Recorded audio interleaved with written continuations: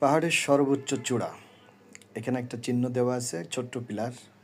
Trekking করে এসে ক্লান্ত হয়ে গেছি। পিলারের পরে একটু বসলাম। আর আমার গায়ের ওভারকোট আর পানিটা ওই যে সামনে খুলে রাখছি। আমার নিচে পিলার আর হাতে পানির বোতল। অনেকের নিচে বাঁশ আর হাতে থাকে হারিকেন। যে পরিমাণ ট্যাক্সি ভাড়া জাপানে, তাতে ভাই নিচে বাঁশ আর হাতে হারিকেন। এই যে পাহাড় আর জঙ্গলে ঘেরা অসম্ভব সুন্দর একটা জায়গা, প্রাকৃতিক সৌন্দর্যের লীলাভূমি।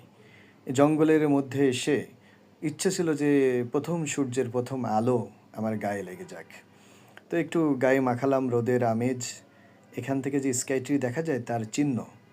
এই জঙ্গলের মধ্যে আপনার একটা অন্যরকম ভালো লাগা কাজ করবে। চিকমিক করে সূর্যের আলো, কি যে একটা সুন্দর জায়গা ভাই। মন ভালো হয়ে যায়। আর মনের মধ্যে নিজের সম্পর্কে জানার আগ্রহ